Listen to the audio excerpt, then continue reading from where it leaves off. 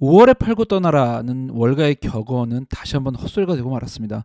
5월 S&P 500은 6%가 넘는 상승세를 보이면서 30년 만에 최고의 5월을 보냈는데요. 하지만 보이는 게 다가 아닙니다. 월가가 가장 두려워하는 시나리오가 수면 아래에서 끌어오르고 있습니다. 5분만 투자하세요. 역대급의 강세장을 기록한 5월 말, 주가는 올랐지만 자금 흐름은 이상한 흐름이 나타났습니다. 개인과 기업들은 열심히 매수를 했지만 헤지펀드와 기관들은 무서운 속도로 판 건데요. 무려 195억 달러를 빼냈고 주식펀드에서만 95억 달러가 유출되면서 올해 최대 규모를 기록을 했습니다. 특히 이번 자금 흐름이 주목을 받는 거는요. 안정적인 패시브 투자의 대표격인 ETF에서도 지난 12월 이후 최대 자금이 빠져나갔다는 건데요. 이건 기관 투자자들이 포트폴리오의 재조정에 나섰다는 것을 의미하죠. 시장은 오르고 있는데 대체 무엇이 월가 투자자들의 공포를 이렇게 자극하고 있는 걸까요? 현재 월가에서 가장 큰 문제가 될 것이라고 보는 곳은 바로 채권 시장입니다. 최근 미국 장기 국채 금리가 5%를 재돌파하면서 시장이 흔들렸는데요. 진짜 큰 문제는 일본에서 끌어오르고 있습니다. 일본의 30년 장기 국채 금리가 사상 최고 수준으로 치솟으면서 정말 무서운 속도로 시장이 붕괴하고 있습니다. 일본 채권 시장이 무너지면서 일본은행은 2024 회계연도에만 사상 최대인 1980억 달러의 평가 손실을 입었는데요. 그동안 일본은 마이너스 금리까지 감소하는 초대형 양적 완화로 국채를 사왔는데 국채 가격이 무너지면서 역습을 당하고 있는 거죠. 이게 왜 중요한가? 일본은 이제 인플레이션이 치솟고 있는데 금리를 올려서 잡고 싶어도 자산 손실 때문에 일본은행은 금리 인상을 하기가 더 어려워지고 있습니다. 일본은행의 통화정책 제약이 커지면서 정책에 힘이 없어지고 시장의 신뢰가 약해진다는 데 문제가 있는 거죠. 특히 일본은 이미 세계 최대의 부채국이라는 점, 금리가 갑자기 치솟으면 이자 부담이 증가하고 재정이 약화되고 결국 신용등급의 하락 가능성도 커지는 거죠. 진짜 큰 문제는 바로 일본이 세계 최대의 채권 투자국 중 하나라는 겁니다. 일본 금융기관들은 지금까지 자국의 저금리 기조로 인해서 미국과 다른 높은 금리의 국가들의 투자를 공격적으로 했는데요. 그런데 만약 이들이 유동성 확보를 위해서 해외 자산 매각에 나선다면 어떻게 될까요? 글로벌 자산 전체가 큰 충격을 받을 수 있죠. 이게 바로 엔캐리 트레이드의 가능성인데요. 이미 작년 8월에 일본 증시는 이런 문제로 인해서 일주일 만에 20%가 순식간에 폭락하는 상황을 겪었었죠.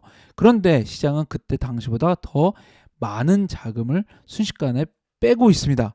일본 시장에서 사상 최대의 금액이 빠지고 있는 건데요. 왜냐하면 지금은 당시보다 더 심각하게 역캐리 언와인드가 터질 조건이 동시에 충족되고 있기 때문입니다. 일단 일본의 금리가 당시보다 더 빠르게 치솟고 있고요. 엔화 강세가 진행되고 있죠.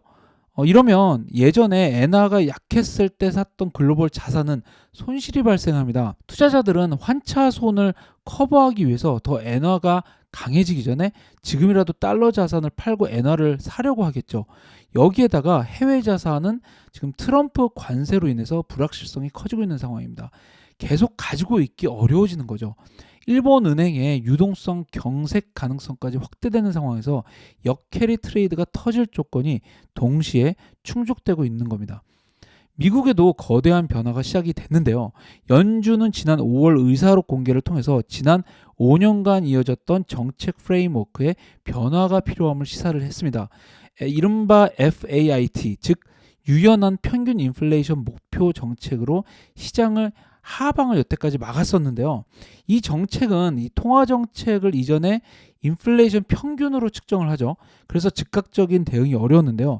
2020년 이후에 인플레이션을 일시적으로 착각한 이유도 바로 여기에 있습니다. 이 정책은 사실상 오랜 디플레이션 시대에 대응하기 위한 정책이었기 때문인데요. 연준은 이 정책이 이제 용도 폐기를 해야 될 때임을 시사를 한 겁니다. 물가가 조금이라도 목표치에 오르면 즉각적인 대응, 즉 금리 상승이나 반대의 경우 인하도 가능하게 한 거죠. 이전의 연준의 정책이 디플레이션에 대응하기 위한 것이라면 이번 정책은 인플레이션에 대응하기 위한 겁니다. 문제는 그동안 연준은 디플레이션에 대응해서 시장이 무너지면 유동성을 늘려서 하방을 막는 연준 풋을 발동을 했는데요. 새로운 정책이 시행이 되면 연준의 정책은 하방을 막는 정책이 아니라 경기 과열, 즉 인플레이션을 막는 상방을 막는 정책으로 전환이 된다라는 겁니다. 지난 20년간 연준의 유동성 공급 정책으로 수혜를 크게 받았던 비트코인이나 성장주에게는 분명히 타격이 될 수 있는 정책, 그리고 패러다임의 시프트를 시사하는 정책이다라고 할 수 있겠죠. 미국의 경제가 그다지 밝아 보이지 않는다라는 점도 주시하셔야 됩니다.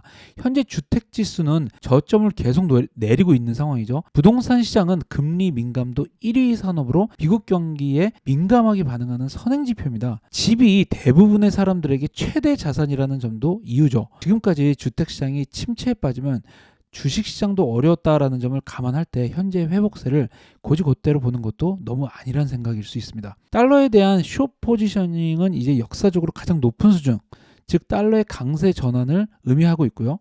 비트코인에 대한 관심은 역대 최고 수준, 즉 과열 구간으로 돌입하고 있습니다. 시장이 빠르게 전환하고 있는 지금 일부 자산에 대한 무조건적인 믿음보다 자산을 좀 다각화해서 여러 시나리오에 대응을 해야 하는 시기입니다. 지금까지 돈의 움직임을 전달하는 뉴욕 시그널이었습니다. 감사합니다.